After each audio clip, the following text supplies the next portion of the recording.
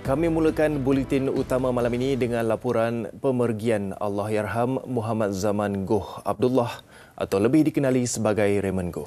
Allahyarham personaliti penyampai berita TV3 meninggal dunia dalam keadaan tenang pagi tadi di sebuah hospital swasta di Petaling Jaya, Selangor selepas diserang angin ahmar 2 minggu lalu.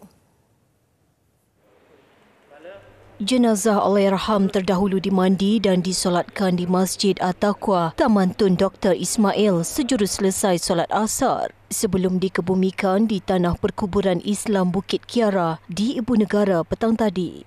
Allahyarham sebelum ini bertarung nyawa di unit rawatan rapi ICU akibat diserang angin ahmar. Berita sedih kematian ikon penyiaran itu diumumkan isterinya, Faridah Tih, dalam satu kenyataan. Faridah berkata dia dan keluarga mengucapkan terima kasih kepada orang ramai di atas kasih sayang dan sokongan padu sepanjang tempoh mencabar itu. Pemergian Allahyarham merupakan satu kehilangan kepada bilik berita TV3 serta Jabatan Berita dan Hal Ehwal Semasa rangkaian televisyen Media Prima. Kami amat berduka cita atas pemergian Allahyarham yang terkenal sebagai seorang personaliti unggul dalam kewartawanan dan dunia penyiaran umumnya. Ramai mengenali Allahyarham sebagai seorang yang sinonim dengan TV dan antara penyampai berita perintis yang menyumbang menjadikan edisi berita bahasa Inggeris begitu menonjol.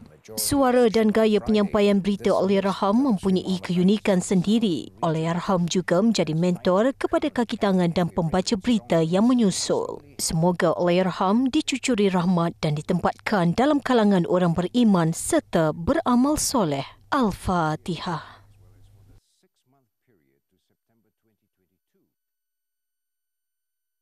Dan saya rasa ini adalah satu kehilangan besar kepada Media Prima. Walaupun beliau telah selangkah bersara daripada membaca berita, tapi beliau banyak menyumbang untuk membantu generasi baru ataupun pelapis-pelapis baru untuk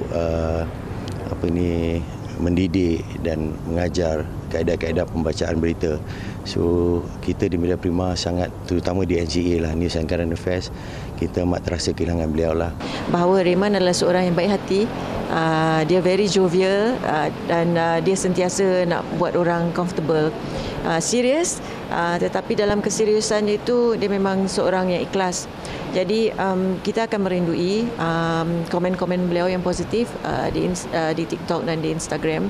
I have known Raymond Goh since 1992 and I left TV3 in the year 2000, and when I rejoined back TV3 as a part-time host for Money Matters, Raymond Goh was one of the first people that I met at Sri Pentas, and he joked with me and he said, "You know, Kelvin, it's nice to have you back here with us." Raymond Goh ni, arwah Zaman Goh ni, pemergian beliau amat dirasailah dalam bidang penyiaran, khususnya dalam bidang pengacaraan, penyampaian berita kan. Jadi dia sangat mesra, terlalu banyak ilmu yang dikongsikan dengan kami ini menjadikan kami sangat selesa setiap kali bertemu dengan dia. Itu karakter dia, sangat merendah diri,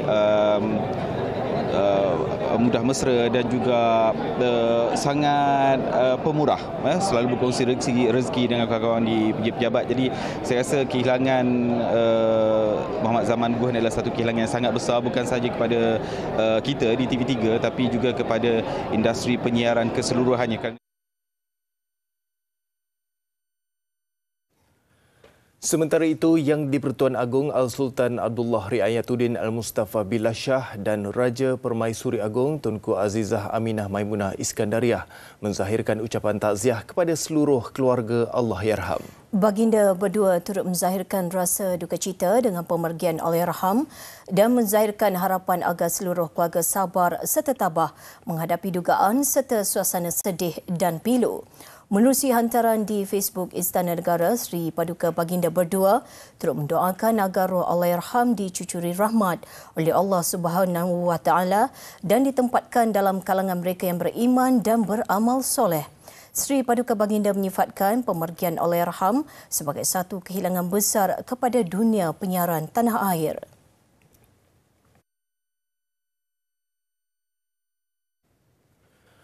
Dan Perdana Menteri Datuk Seri Anwar Ibrahim menerusi hantaran di Facebook beliau turut mengucapkan takziah kepada keluarga Allahyarham. Datuk Seri Anwar juga mendoakan semoga keluarga Allahyarham tabah menghadapi dugaan itu. Perdana Menteri berkata dunia penyiaran akan merindui Allahyarham dan sudah pastinya juga jasa beliau akan terus dikenang buat selama-lamanya. Dalam pada itu, pengerusi kumpulan media Prima Berhad, Datuk Seri Dr. Syed Hussein Al-Junaid dalam satu kenyataan mengucapkan takziah kepada seluruh keluarga penyampai berita Nightline TV3 itu. Katanya Allahyarham Raymond adalah antara ikon terkenal di dalam institusi media dan berita tanah air. Beliau adalah seorang yang sangat profesional dan amat dihormati dalam kalangan pengamal-pengamal media serta penonton berita televisyen.